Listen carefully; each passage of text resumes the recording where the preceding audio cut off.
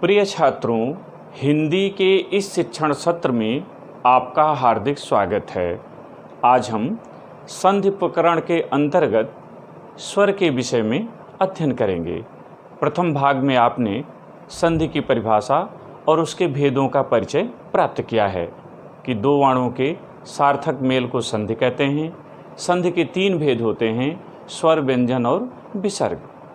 इसके अलावा आपने स्वर की भी परिभाषा देखी कि स्वरों के साथ स्वरों के मेल को स्वर संधि कहते हैं, अर्थात जब दो स्वर पास पास आते हैं तो उनमें विकार उत्पन्न होता है। इसी विकारजन्य मेल को संधि कहते हैं। यहाँ विकार से तात्पर्य परिवर्तन से है। आइए आज स्वर के भेदों से शुरुआत करें। तो स्वर संधि के 5 प्रमुख भेद होते हैं। पहला दीर्घ संधि, दूसरा गुण संधि, तीसरा वृद्धि संधि, चौथा यण संधि और पांचवा अयाधि संधि। इसके अलावा स्वर के 2 भेद और होते हैं। एक है पूर्व रूप संधि और दूसरा पररूप संधि। किंतु कक्षा 9, कक्षा 10 और कक्षा 11 और 12 सामान्य हिंदी के पाठ्यक्रम में स्वर के कुल 5 भेद पाठ्यक्रम में सम्मिलित हैं। अतः इन्हीं 5 संधियों को 5 भागों में आपके सम्मुख प्रस्तुत किया जाएगा। आज हम दीर्घ संधि के विषय में परिचय प्राप्त करेंगे। दीर्घ संधि का सूत्र होता है अकः सवर्णे दीर्घ। अक का सवर्ण होने पर दीर्घ हो जाता है। अब प्रश्न उठता है कि अक क्या है और दीर्घ क्या है। इसे जानने के लिए हमें पाणिनि के माहेश्वर सूत्रों को जानना होगा। पाणिनि के कुल 14 माहेश्वर सूत्र कहे जाते हैं, जिनमें से 4 स्वर संधि से संबंधित हैं।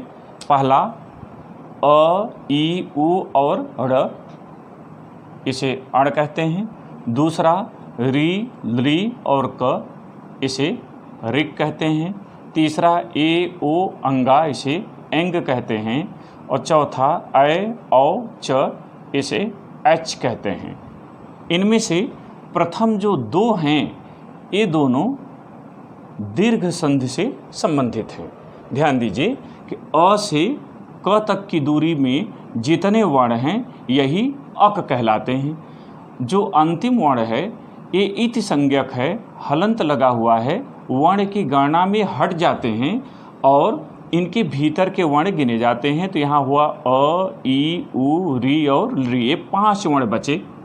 किंतु री और लृ दोनों को सवर्ण माना गया है, दोनों को समान माना गया है, इसलिए उन दोनों के स्थान पर केवल री होता है। इस तरह से अक का तात्पर्य हुआ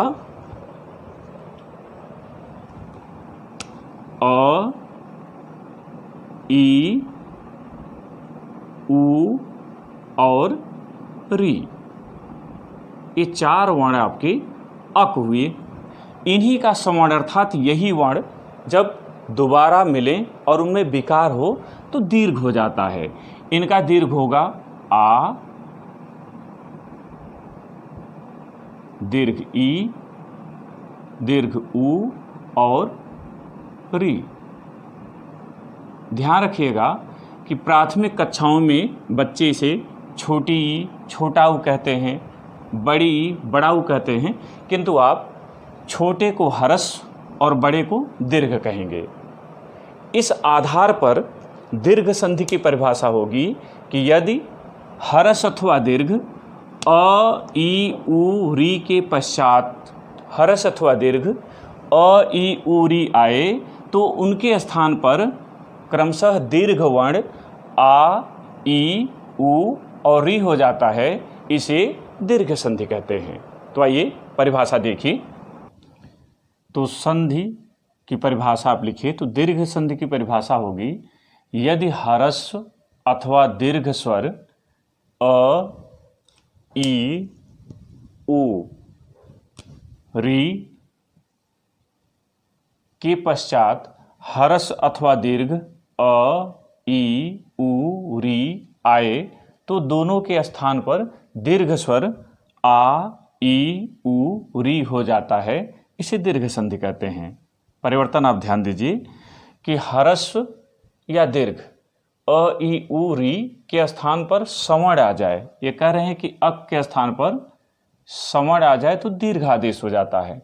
तो यदि ह्रस्व अथवा दीर्घ स्वर अ ई उ री के पश्चात ह्रस्व अथवा दीर्घ अ ई उ री आए तो दोनों के स्थान पर दीर्घ स्वर आ ई उ री हो जाता है, इसे दीर्घ संधि कहते हैं। उदाहरण देखें, पहले हम पहले वर्ण पे चलते हैं, अ पर। तो अ पर 4 स्थितियां बनती हैं। पहला, धर्म धन अंध बराबर धर्मांध। अब इसमें देखें, धर्म का अंत्य वर्ण अ है और अंध का पहला वर्ण अ है, दोनों मिलकर आ बनते हैं। यानी छोटा अ और छोटा अ, जिसे आप ह्रस्व अ कहेंगे, तो ह्रस्व अ के मिलने से दीर्घ अ बन गया, आ बन गया। ये पहला उदाहरण। दूसरा, हिम धन आलय बराबर हिमालय।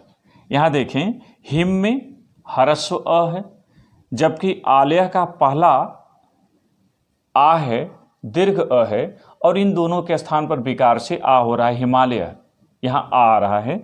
ये दूसरी स्थिति है कि पहले तरफ ह्रस्व अ है और दूसरे तरफ दीर्घ।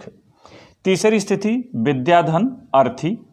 यहाँ विद्या में आ है और अर्थी में अ है, तो यहाँ आ और अ मिलकर के आ हो रहा है, अर्थात दीर्घ अ और ह्रस्व अ दोनों मिलकर के दीर्घ हो रहे हैं। और चौथी स्थिति बनती है, विद्याधन आलय बराबर विद्यालय। विद्या, इसमें दीर्घ यानी आ है, आलय का पहला, यहाँ विद्या का अंत्य वर्ण आ है, आलय का पहला आ है, और दोनों मिलकर के आ बनते हैं विकार के पश्चात, जिससे यहाँ विद्यालय बनता है। इस प्रकार 4 तरह की परिस्थितियाँ उपस्थित हो सकती हैं कि दोनों ही ह्रस्व अ मिल सकते हैं, तब भी दीर्घ होगा। एक तरफ ह्रस्व अ होगा, दूसरी तरफ दीर्घ होगा, तब भी दीर्घ हो जाएगा। पहले तरफ यदि दीर्घ अ है यानी आ है और दूसरी तरफ ह्रस्व है, तब भी दीर्घ होगा। और दोनों तरफ अगर आ है, दीर्घ अ है, तब भी दीर्घ होगा। इसी तरह से जो भी शब्द आपके सामने आते हैं, उन सभी शब्दों पर विचार करिएगा और विचार करके देखिएगा, तो आपको इसी 4 परिस्थितियों पर स्वर में, अ में सभी शब्द मिलेंगे। अब दूसरा वर्ण लेते हैं और वह वर्ण है ई। तो दूसरा वर्ण आपका है ई। ई पर भी यही चारों परिस्थितियां बनेंगी। देखें, कवि धन इंद्र बराबर कविंद्र। यहाँ कवि का अंत्य वर्ण छोटी ई है, जिसे आप कहेंगे ह्रस्व ई, और इंद्र में भी ह्रस्व ई है। तो ई और ई ये दोनों मिले तो यहाँ दीर्घ आदेश हुआ और बड़ी हो गई, जिसे आप दीर्घ ई कहेंगे। दूसरा है गिरिधन ईशः बराबर गिरीश। यहाँ गिर में ह्रस्व ई है और ईशः में दीर्घ है। इन दोनों के मिलने से जो विकार हुआ, वहाँ दीर्घ ई आदेश हुआ, यानी बड़ी हुई। तीसरा, महीधन इंद्र बराबर महेंद्र। यहाँ मही में दीर्घ ई है, इंद्र में ह्रस्व ई है, और दोनों के विकार से यहाँ दीर्घ ई हुई। और अंतिम है नदी धन ईशः बराबर नदीशः। यहाँ नदी में दीर्घ ई है और ईशः में भी दीर्घ ई है, और दोनों के मिलने से यहाँ दीर्घ ई आदेश हुआ है, बड़ी जिसे आप कहते हैं।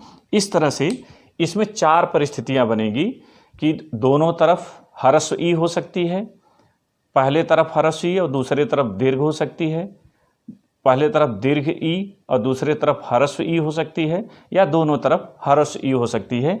इस तरह से संधि विच्छेद के शब्दों में आप विचार करेंगे तो आपसे त्रुटियां नहीं होगी। अब तीसरे वर्ण की ओर चलते हैं।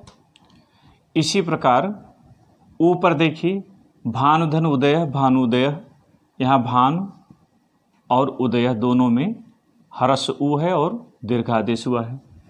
उसी तरह लघु धन ऊर्मी, लघूर्मी। अब यहाँ ध्यान दीजिए कि यहाँ लघु और यहाँ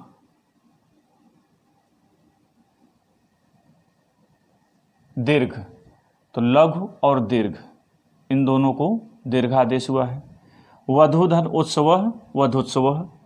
यहाँ वधु में दीर्घ और उत्सव में लघु, दीर्घादेश हुआ है। और वधु धन ऊर्मी, वधूर्मी। यहाँ वधु में दीर्घ और ऊर्मी में दीर्घ, दोनों में दीर्घ है और दीर्घादेश हुआ है। तो ये 4 परिस्थितियाँ यहाँ भी बनी हैं कि दोनों तरफ लघु हो सकते हैं, एक तरफ लघु दूसरे तरफ दीर्घ, या पहले तरफ दीर्घ दूसरे तरफ लघु, या दोनों तरफ दीर्घ हो सकते हैं। अंतिम जो आपका वर्ण है वह है स्वर वर्ण, वह है री। तो री पर प्रायः हिंदी में चलन में उतने शब्द हैं नहीं, संस्कृत में ही केवल बने हैं। तो कुछ उदाहरण जो आपके सामने हैं, पितृधन ऋणम, पितृणम। यहाँ पितृ में री है और यहाँ भी री है, और इनको मिलने से यहाँ दीर्घ री आदेश हुआ है। उसी तरह मातृधन ऋणम, मातृणम, इसमें भी वही परिस्थिति है, किंतु व्यवहार में दीर्घ री हिंदी में लिखते नहीं है, इसलिए इसका प्रयोग बड़ा कम होता है। तो प्रिय छात्रों, आपने स्वर के अंतर्गत दीर्घ संधि की परिभाषा और उदाहरण देखा। मुझे उम्मीद है कि आपको ये अच्छी तरह से समझ में आ गया होगा। इसे अपनी उत्तर पुस्तिका में आप लिखें और सुझाव से हमें अवगत जरूर कराएं, जिससे अगला वीडियो और अच्छा बनाया जा सके। अगले भाग में हम लोग गुण संधि के विषय में अध्ययन करेंगे। बहुत बहुत धन्यवाद।